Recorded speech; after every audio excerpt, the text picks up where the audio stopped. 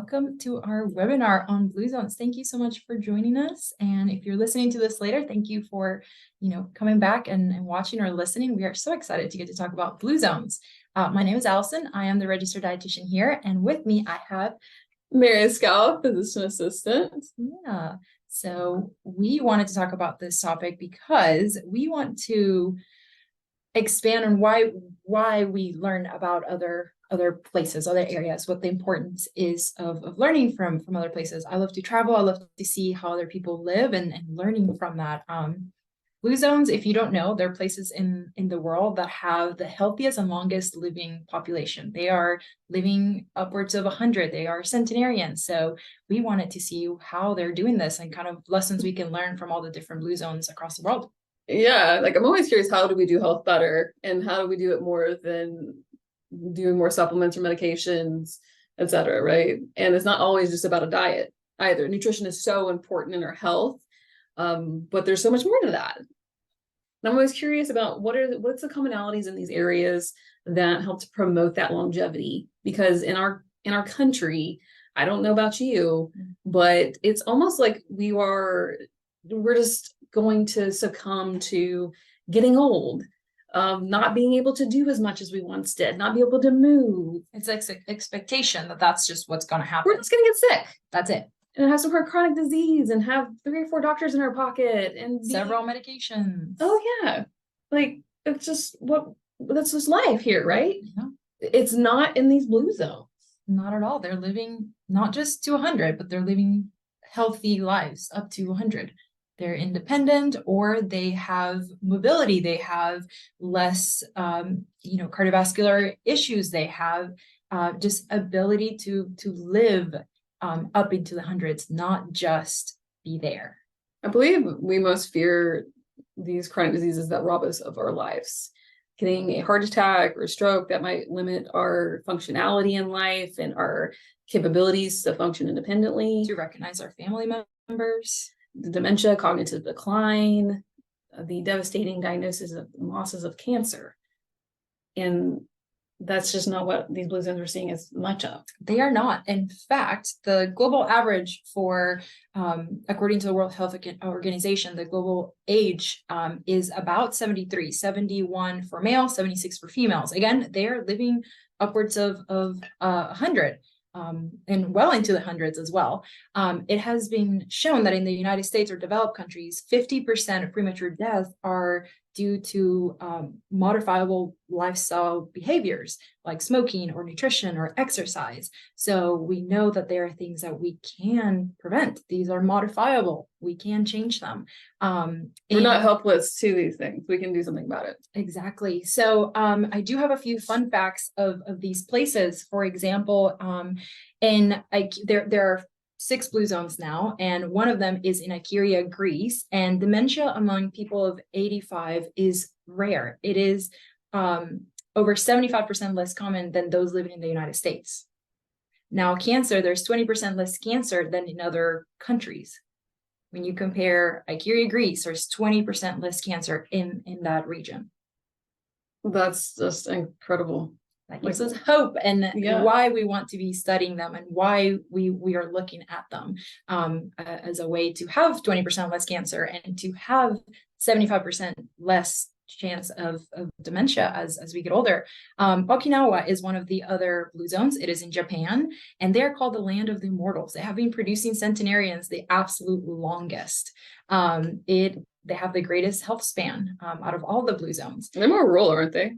They are. Yeah. They are kind of where all the islands are, and a little bit south, kind of separated from a few of the islands. However, there is a new blue zone in Singapore, and it is an engineered blue zone. It was implemented over time. So wait, you're saying that we could change everything we've kind of messed up in our country, maybe, if we work at it? If you think about Singapore, their population is pretty large, and in that city, they've been able to become a blue zone based on all the changes. So They have taxation on transportation, which encourages people to do some walking. They have public exercise spaces that everyone, has access to. So not just a gym membership, but public spaces that everyone could utilize with weights and all of that. And healthy food is subsidized. So it is encouraged rather than, in the United States where it's more expensive to eat healthier foods as well.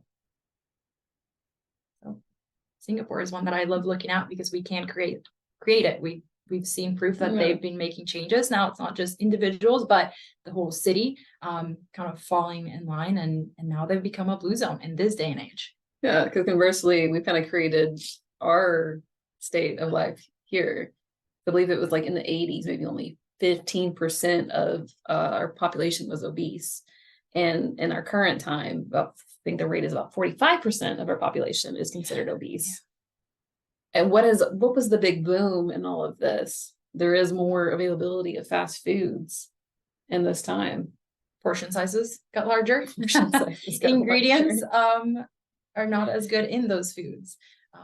So that's part of it. There is a blue zone in the United States. It is in Loma Linda, California. And on average, they live 7.3 years longer than other Californians. So it's just not California. It is not just California, but it is an Adventist community in Loma Linda, California, that is considered a blue zone. So it has been done in the United States, and it can be done elsewhere. We want to kind of discuss, like I said, some of these patterns that they're doing, so you can create a blue zone in your home, that you can be striving towards this.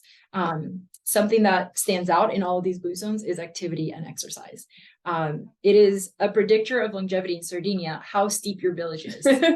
So the steeper your village, the longer you live. Yeah. And that speaks to movement. That makes me think about, like, in my neighborhood, kind of to get to my house, there is what is kind of a hill. Yep. And if I walk that, I do feel it in my pregnant state currently. But it's like we don't need to fear that.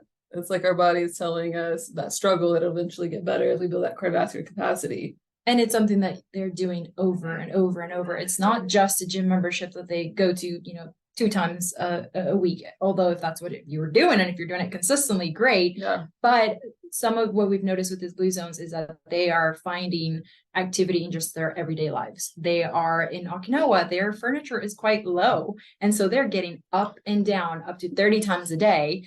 And we are talking about people that are 80, 90 years old getting up and down from the floor. Their balance is a lot better. They're essentially doing squats, which are going to help kind of with quadricep strength, hamstrings, core strength.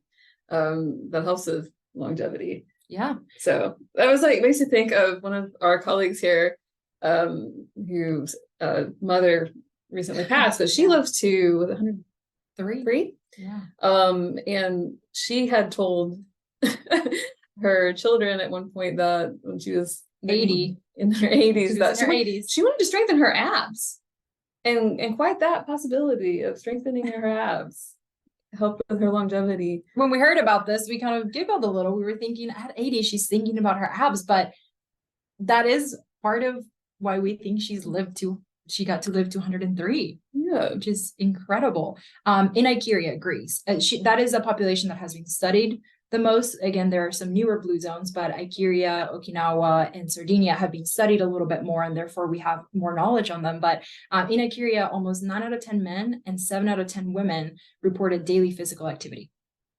Whether that is walking, gardening, or occupational. A lot of them are shepherds, or they may not be shepherds anymore, but they go out with their sons who are shepherds and go out with them to help out. And so they're doing the walking part of the work as well. So they didn't say they made it to CrossFit or Orange Theory or bar or anything like that. No. They were just doing chores and walking versus using transportation. There is a practice of weaving in Okinawa that most women practice all the way up until they pass. And so again, that's that constant daily activity. Most people in Okinawa have gardens, and they're always out there in their gardens working, again, up and down all day long, keeping that mobility. I think it's true that when also we work with our hands and we work with the earth, that will kind of lead us into something we'll talk about later about connection. Absolutely. and purpose. So I found that in the recommendation for exercise that we always tell patients is 150 minutes per week of aerobic activity and at least twice a week of strength training, all of your muscles. And doing so can actually reduce your mortality by 20 to 31%. that's huge.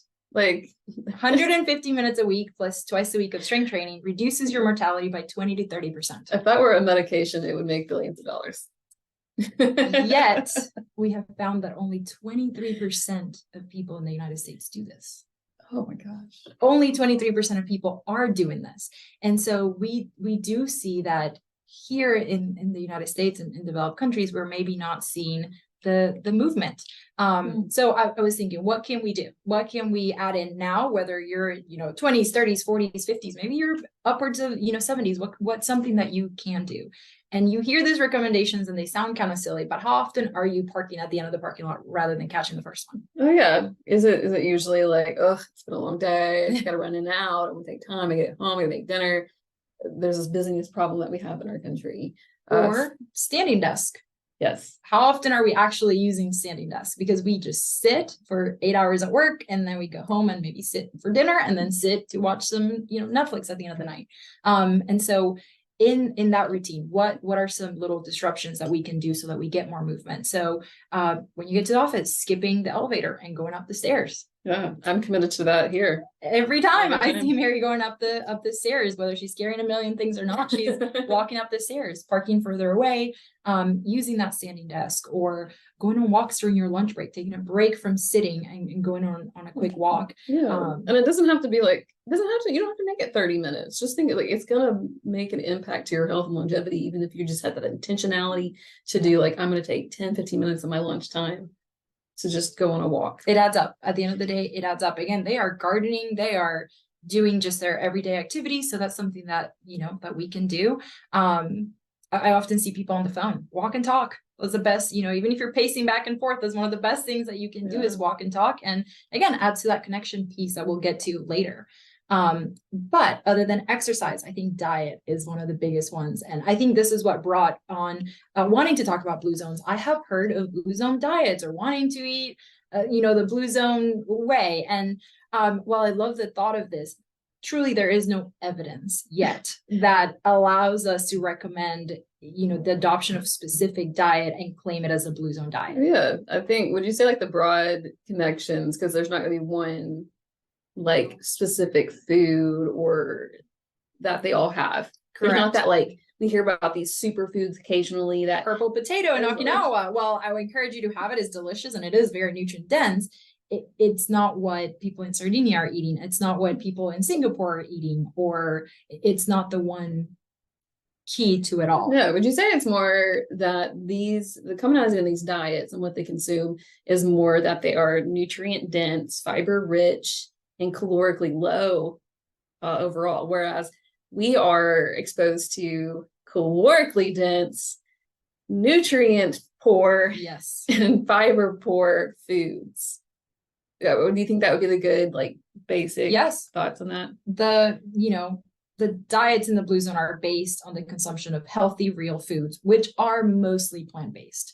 And that's something that I hear. For example, in the Adventist community in California, those that live the longest are plant-based or vegetarian. However, not all of the blue zones are vegetarian. You do find, like in Icaria, Greece, they are actually eating meats, poultries, and fish, and finding that those that eat fish actually do well mentally in terms of preventing dementia. Do they eat those like 3 times a day, or they eat those a few times a week or month, or?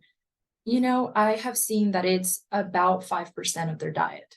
Yeah. So it's not every single meal. Compared to the meat and potatoes standard American diet kind of thing, you think it's dramatically less consumption of meat? Definitely. We're not trying to say meat is evil by any means, but it's just interesting to think about these areas. That's a pattern. And something that I always remind patients is you do not have to be plant-based. A reduction even in the meats can be helpful. What you're choosing to eat in terms of meats is beneficial. And also, I always push patients on protein, because a lack of protein is also not a good thing, but don't forget that they are eating protein, just plant-based protein. They are eating legumes.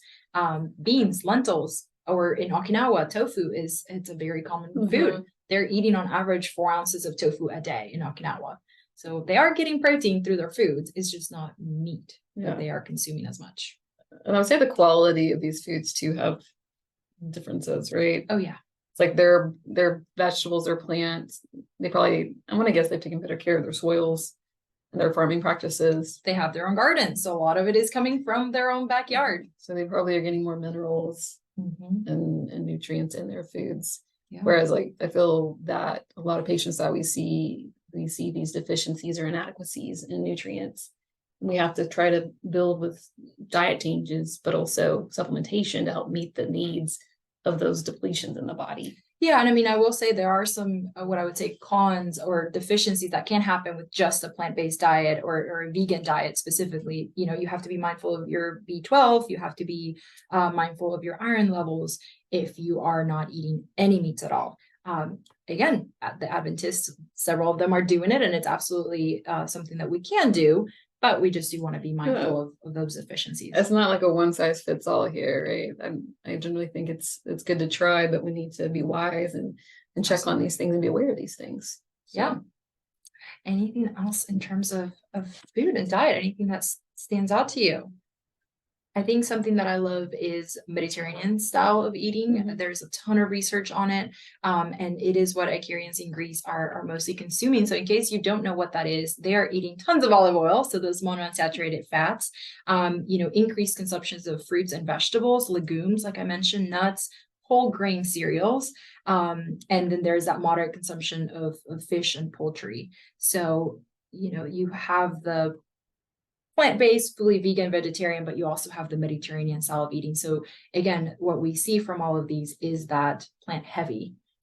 Do you think they're eating a lot of things out of boxes and processed foods and packages? No, they're not. They're making their own breads in Sardinia. They are, cooking from scratch in most of these places. And there is, of course, less sugar, less processed carbohydrates. Less pesticides that treated the flours for the breads they make. And that's what I think is amazing, is that we could go to another country and enjoy bread or dairy products too, and not have any issues. It tells you that it's not necessarily the food that always causes the issue, but in how the food is prepared and grown and produced. So absolutely. So in terms of food, what I always and will always recommend to my patients is increasing your fruits and vegetables. Make half of your plate vegetables at every meal. That makes sure that you're getting enough fiber, enough nutrients throughout the day. Make sure you're adding some legumes regularly if you can, or nuts and complex carbohydrates instead of simple carbohydrates. Different colors. I love a colorful plate. You'll hear me saying, eat the rainbow, as many colorful fruits and vegetables as you can, because you are getting different phytonutrients from each one. So that's something I always share. Don't forget your purples. We are deficient in purples in the United States. So purple cauliflower, your eggplants, your berries, really high in antioxidants. Purple or red cabbage. Yeah, purple cabbage, as much as you can, instead of going to the green, if you're doing a good job on eating greens. So keeping that in mind. Yeah. It's a big one. And toxins are really beneficial to reduce the aging process of the body. So yeah. Now the next one is an interesting one. I picked this one because I find that most people tend to remember this one the most as a recommendation, but something that has been found as a commonality in almost all, but not all. We hope this is not the only takeaway you have from this. We're hoping, but I did want to bring it up for that reason. Mainly in these regions are consuming wine. Red wine is something that is consumed in Greece. I think the 75% of Icarians are drinking 1 to 2 glasses of red wine a day. Yeah. Now, it is a wine that they produce in that region. Same as Sardinia. It's called Icano now type of wine in Sardinia. So it's a very specific wine that they are drinking. So I want to point that out there. We probably want to do more research into what that is, so we get the benefits of the antioxidants and what can be protective against cardiovascular disease from those kind of wines. Now, there was a large ecological study that reported the red wine intake in other regions of Greece that did not have the longevity that Icarians do. So I'm just going to throw that out there. So it's not just wine. you're saying. That is exactly what I'm saying. Also, the Adventists in California do not drink any alcohol. So there is a blue zone entirely that does not consume alcohol. So I want to point that out. I'm not discouraging you from wine, but I am saying it is not the only thing that I would want you working on as you hear this. With that, if you are going to drink, I would say be mindful of how much you're drinking and opting for low sugar, antioxidant, dense red wine if you can. Yeah, but also like what's the specific, like a glass of wine is 4 or 5 ounces or 5 ounces. Mm-hmm. So that's a glass, not a glass. Not the whole bottle. Not the whole bottle. And I do want to point out something that struck me when seeing, there are documentaries, books, and studies on these regions. And when they do drink wine, they are doing so at happy hours. They are doing so with friends, with family, not alone. And I think that speaks to a bigger part of this pattern that I am drawn to, because it doesn't get talked about as much, but I do think it's one of the most important things that we see in all of these blue zones, and that is connection. You're drinking with friends and family after work, getting together with people. And I think it may not just be the wine, it's more so the connection that you build when you're enjoying a meal or a drink with someone. It's not necessarily drinking alone after, like, I've had a long day, I'm really stressed, I need to relax, or due to that lack of feeling connection. It's not self-medicating. It's not used as a coping. It's more so as an opportunity to get together with people. And with that, something that struck me greatly was that wanting to Americans feel isolated and alone. And reading that statistic, I'm going, how? That's like if for the sample size of one of us feels alone. Yes. That is extreme. The person you work next to is likely to feel alone if that person isn't you. Yeah.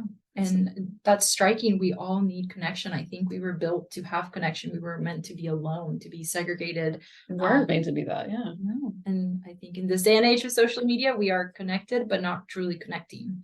Blue zones have established, and this is in all blue zones, they have established family as a highly valued institution. And so they are, living longer with someone.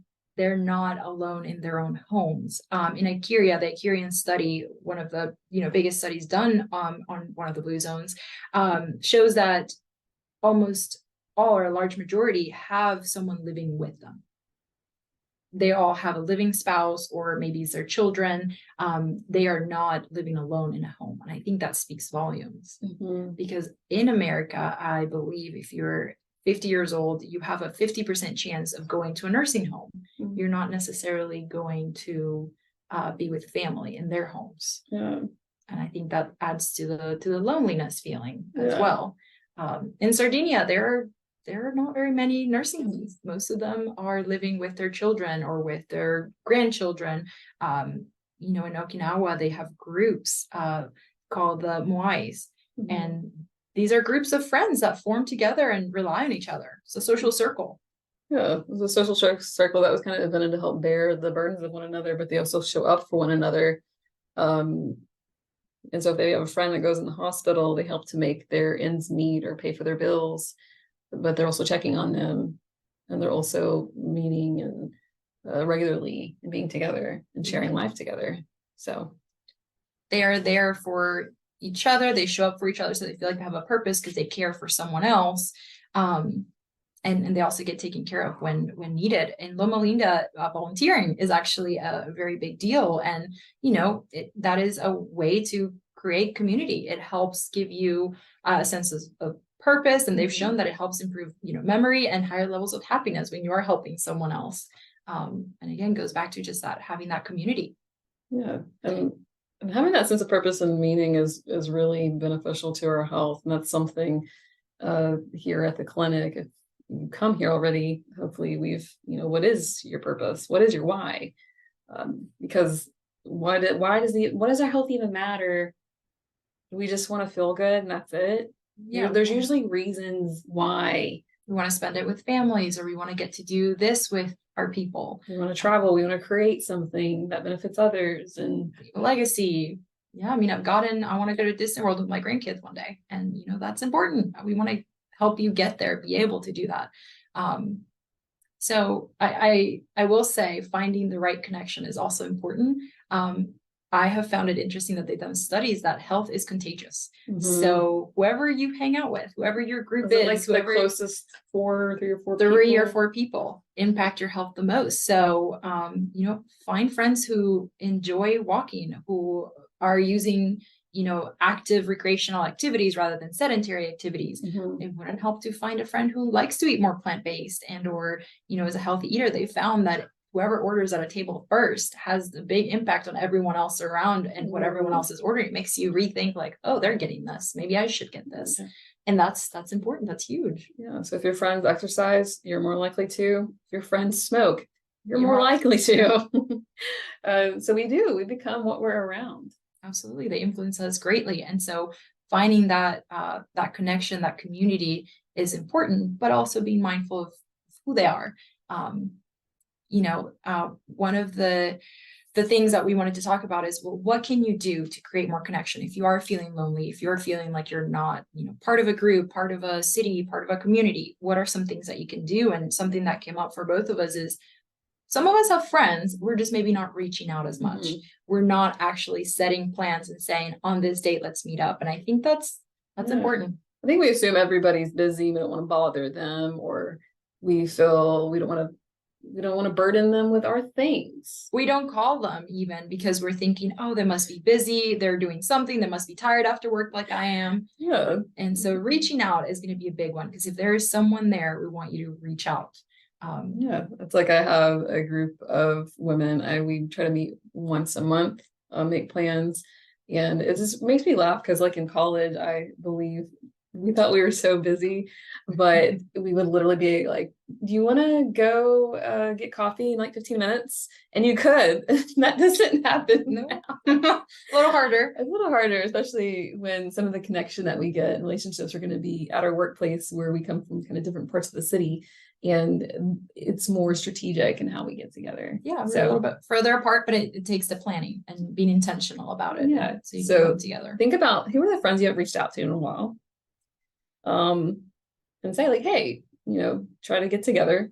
And then if that goes well, see if they'd like to make it like kind of a standing day, like every second Thursday of the month or something, or every second weekend. My husband and I, we have a couple of friends that we get together every third weekend of every month, just to keep that together. Because even though they're really busy with their careers and we're busy, you just block the calendar. It's intentional. Yeah. Like definitely. Things don't happen just by chance often. Yeah. And if we want to see this change, if we want to see improvements in our health and in our life and in this connection, intentionality. Yeah. Now, if you're, new to the city, or, you maybe don't feel like you can reach out to anyone, you don't have as many friends that you feel like are good to have in your circle, I would say volunteering is something that you can participate in, and just finding group activities that you can join, whether it's with your church or whether it is with your work, trying to reach out to coworkers and trying to build friendships. I moved here about a year or so ago, and I started at MaxWell, and we've become friends, and you meet friends through work, and I mostly do remote. So even that is doable, reaching out to people at work, group activities or volunteering. Even just getting out of your house and going grocery shopping instead of ordering in groceries. It sounds silly, but you get that interaction. And instead of going through the self-checkout, I always loved, one of my favorite memories of my dad and I was kind of so embarrassed growing up, and my dad would kind of chit chat with the person checking us out. Yeah, absolutely. But I thought it was so kind just how he recognized that person as a person, and that they have concerns in a day, and maybe he used their name, which might sound creepy, but they do wear name tags, but not creepy at all. It's nice to just not be like, oh, how are you doing? Okay, great, and keep going. He was asking, about them. Yeah, that's even like gives us a sense of connection, because like how many people do we just walk down the street or walk in a hallway and we completely ignore, and we think that's normal. Like, how wrong is that? Or even like a hi and then walk away awkwardly. Yeah, we all do it. So I think we have to embrace the awkwardness. We don't have to tell our life story, but I think just saying hello, have a good day just helps make the world feel a little less big. So you feel less lonely in a day if someone talks to you for a bit. So why are we not doing it to reach out to someone else? You don't know what they're going through in the day and how lonely they feel. Yeah, we have to get more off screens and that false connection that we have built and take it out into this more tangible spaces and physical components. Like, yeah. So yeah, that is a big one. Now, with that, there is one more pattern that we have seen in blue zones. And this is, I think, my favorite and the least talked about. I wanted to mention too, connection. Yeah. We didn't mention this. Do you like pets? Oh, yes, that's a good one. I love that one. I'm sorry, I have to talk about this. Getting a pet can actually be helpful towards that loneliness. It can get you out into the streets because you have to walk them. Also groom them. You talk to someone, and just having them at home when you get home brings out more of that happiness. So I'm encouraging you to get a dog or a cat if you're feeling that way too. Yeah, I read a statistic once that I believe that having a dog, I think it like expands your life 30% or something. I'm not really sure about that data point, but I laughed because my husband and I, for some reason, we decided to get 3 dogs over the span of 10 years. And that was a mistake, but so we're going to live 100% longer because of that. You never know. Worth a try, right? Each dog increased by 30% if you have them simultaneously. But yeah, like let's move on to this next kind of commonality that we see the blue zones. Well, this one has been linked. All blue zones share this one. And I think that's something that stands out to me. We've talked about diet and exercise and how they kind of may vary, but I will say all blue zones share this in common. And that is that they have been higher levels of faith based community is found in all of these blue zones. So there is more, I don't want to say religion, but there is just faith in those areas, all of them. They're all different, some the same, but they all have and share that faith-based communities. That's a spirituality, and recognize that we're connecting to something other and something beyond ourselves, and a belief in something higher. Yeah, I mean, believing in a higher power was linked with higher individual self-esteem and better psychological health overall. Yeah. Okinawa, they pray to their ancestors. In Sardinia, they're mostly Catholic. The Adventists are mostly Christians. And so again, it's not to say, I think it all comes back to believing in something and going to it regularly. I mean, Icarians, the study with Icarians showed that 90% of them believed in God, but also 81% of them participated in religious events. So it's not just a belief of it, but they're also participating in events, whether it's going to church or, groups with their friends and family. Yeah. And then in Sardinia, if you have to walk uphill to your place of worship and you're doing that every day, you get the exercise, the community, and that spirituality piece of it as well. It's just part of the everyday life. That's what's amazing about this. And that's what's like, it's the simplistic beauty about this. And it's just several different factors.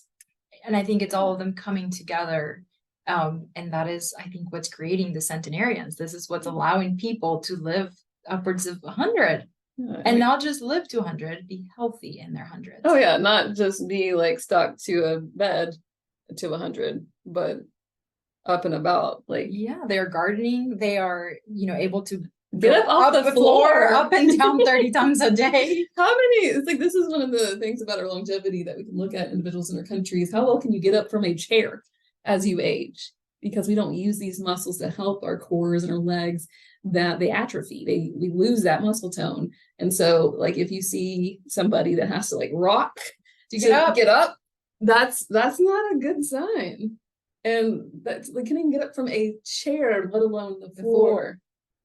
They're sitting on mats or really, really low furniture. So they are up and down all day long. They're able to balance themselves, with their arms at 90 years old. There was a man in Nicoya that was riding horses. He was still a rancher, and he was 99 or over 100, I believe. There were women there too that would be with a machete, like cutting down coconuts. These are people over their 90s being able to do this. So they are not just living up to 100, they are living healthy lives without dementia or Alzheimer's, Parkinson's, cancer. That's a big deal. it's not just getting to 100, but it's getting there in a way that you feel healthy and you have a purpose and you have connection and you matter to people, you matter to the world. Yeah. So you largely still have much of your independence in a lot of ways too, right? I think we fear being a burden on our loved ones as we age. well, one of our own here, his mom was independent until she was 99. She was living on her own until she was 99. Going to the beauty parlor, I heard once a week. She was able to do all things up until she was 99, which is incredible. Yeah, I think that's generally, I think what we all kind of desire is like, we don't just want to get sick and be out for the next, like in our 50s, 60s and be out for 20, 30 years and just wait around to die. Yeah. Or hope that this is kind of morbid. Well, they want to live. I think that's a better way to say it. You want to truly live. Yeah, we truly want to live and have life in those years, not just staying alive. That's it. Yeah. So these are some ways that you can. I mean, I hope that we brought, some ideas and some hope in that, hey, I can age much better and healthier, and some strategies to do so. But for me, the biggest thing is this is possible. People are doing this. Yeah. I can do this. Again, in Singapore, they were able to do this with a whole city in this day and age. And I think that's incredible by making those changes. So any of the little takeaways that you had, any of the things that you can start doing, all will be helpful. Even if you're the person that has to rock, yourself out of the chair, Yeah. we know, okay, well, let's try to get more activity so that you have better core balance and so that you can continue to have balance as you age. So no matter where you're starting, there are things you can do. Right. And then just at least test, can you get out of a chair without using your arms to get out? So, and then if you can do that, can you get up off the floor? And keep going from there. Keep going from there. So let's see if we have any questions here. Oh, you're gonna need your mouse. Oh. Let's see. You want to read that all?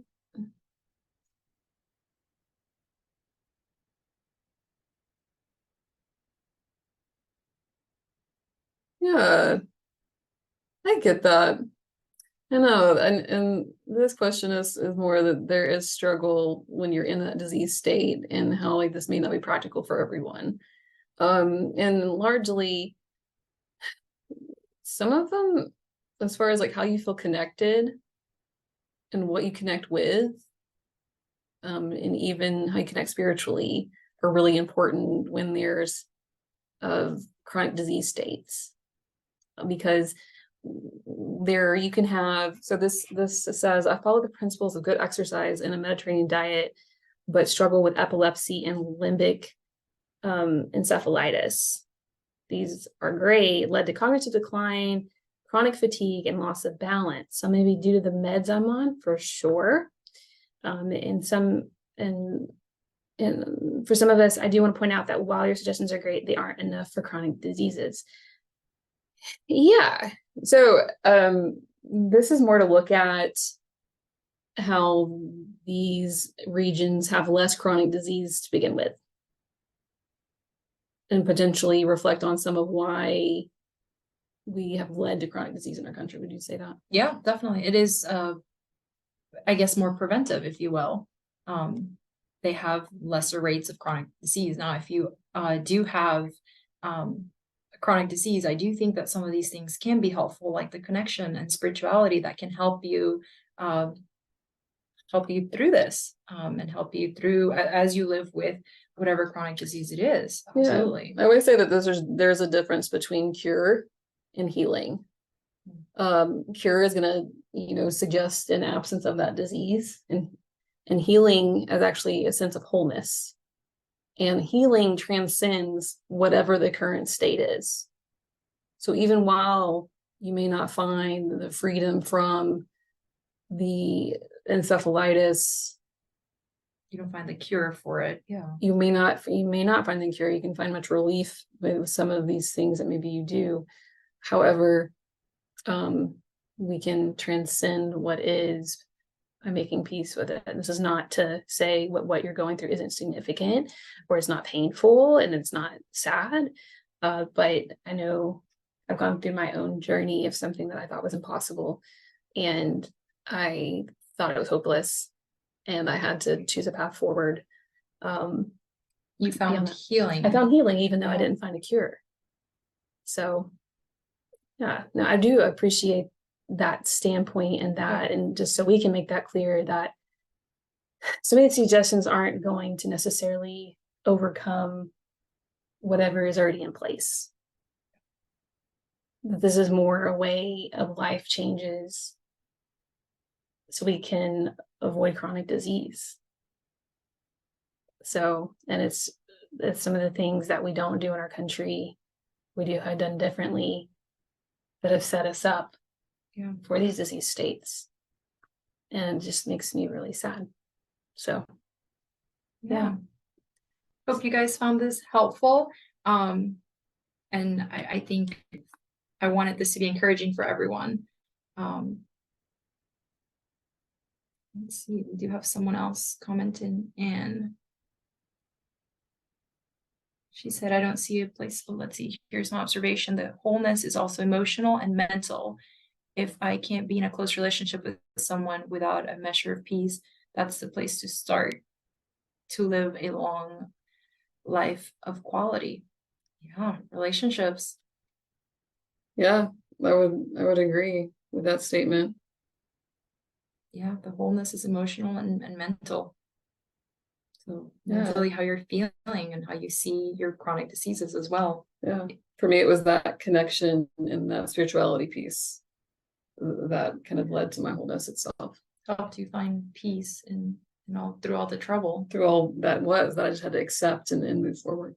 So, no, I hope like overall this brings out this like curiosity.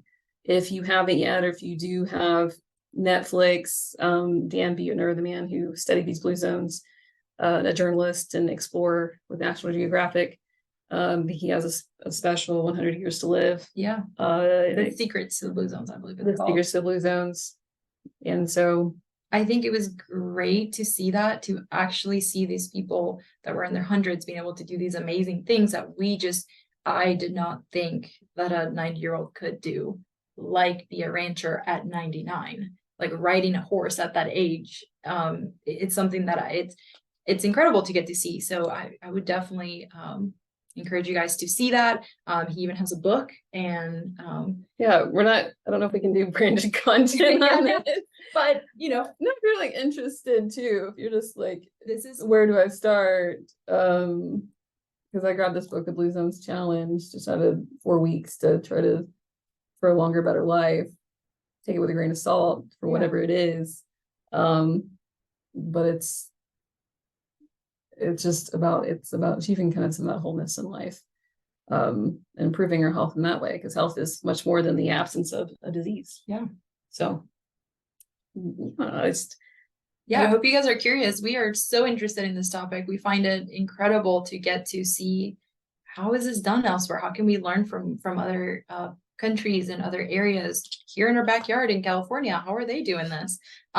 So it's just like the encouragement to stay curious and realize that some of the things that we've been exposed to have actually, in our country, have contributed to the decline in our overall health as a country. So, and there are choices we can make to change it. We're not completely helpless. Yes, because it can be frustrating because some of these things we can't change, like what's put on our food sometimes, but there are certain things that you can do, like, hey, if you can grow something in your garden, that would be great. Or if you can, choose whole foods over going out to eat, that kind of thing can be helpful. So even if there's a lot of things we can't necessarily do on our own, we need the city and the country to be on board. There are things that you can do in your own home to improve your health. Kind of takeaways, like, if it is hard if we're already in the throes of a chronic disease, because we're further along in that process. But generally, when we see this disease grow in our country, we have so many patients that come and they're concerned, will it be them? Because they know so many people that seemed fine until they weren't. So I think this is more about what that's about and what can we do to help create and shape health from a community perspective. Absolutely. Absolutely. Thanks for spending this time with us, everyone. Yeah, this was great to get to talk to you guys about this. If there's no other questions, we'll see you guys in the next one. All right. Bye. Take care.